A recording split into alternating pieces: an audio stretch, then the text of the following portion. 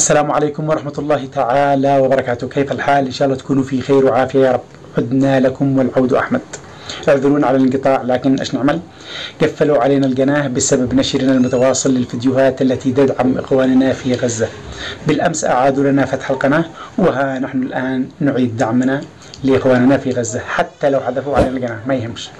مش راضين يفهموا باليوتيوب إن هذه مش قضية عائلية ولا قضية شخصية، هذه قضية دينية تجب على جميع المسلمين بلا استثناء. على العموم مش هطول عليكم، أسألكم سؤال بس. أتعرفون ما هو أشد من الموت؟ الله عز وجل وصف الموت بأنه مصيبة، فقال فأصابتكم مصيبة الموت، وقدوا موت من عند الله ووصفها بالمصيبة. أما القتل عادوا أشد وأنكى. أشد من الموت هو أن تنتظر النصر ممن يخذلك، وأن تنتظر المساعدة ممن لا يمد لك يد العون وهو قادر على ذلك.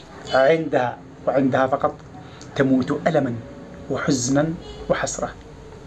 وهذا حال إخواننا في غزة، ينتظرون الآن المساعدة والنصر من الزعماء العرب والمسلمين، ولا يعرفون بأنهم سفلة القوم، يتفرجون عليهم ويشاهدون ما يحصل لهم ولا يقدروا يساعدوهم. ليس لأن إسرائيل قوية، بل هي اليوم أوهن من بيت العنكبوت.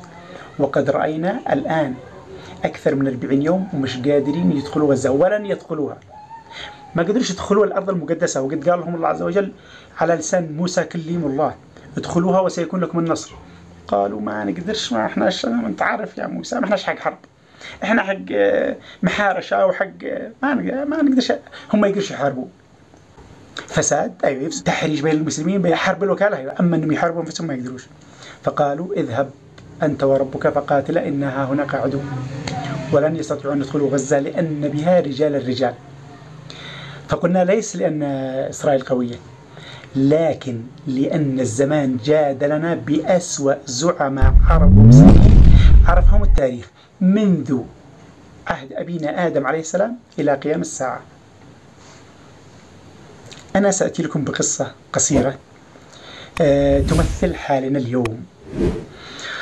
يروى التاريخ أن الأصبان حاصروا مدينة طليطلة، وحاصروها لمدة 7 سنوات. فلما دخلوها سألوا أهلها، قالوا يعني إحنا كنا عم ندخلها، يعني إيش اللي أخركم، يعني ليش تأخروا هذا 7 سنوات؟ فقالوا كنا ننتظر النصر من ملوك الطوائف. أتعرفون ماذا رد عليهم الأصبان؟ قالوا لهم ملوك الطوائف كانوا يحاصروكم معنا. فكان هذا الرد أشد وأنكى وأصعب من الحصار نفسه. تخيلوا ما الذي حدث بعدها. بعد أن انتهوا من طليطلة ذهبوا إلى دول ملوك الطوائف، هذول الخونة الذي كانوا معهم، وأسقطوا دولهم دولة تلو الأخرى، وشتتوهم وقتلوهم وفعلوا بهم الأفاعي. وما أشبه الليلة بالبارحة. سيأتي الدور على كل زعيم عربي ومسلم المتفرجين، وسيأتي لكل واحد يومه. عندها سيعضون أصابع الندم، لكن ولا تحين مناص، وستذكرون كلامي: وكما تدين تدان، وإن غدا لناظره قريب. تحياتي، والسلام عليكم ورحمة الله تعالى وبركاته.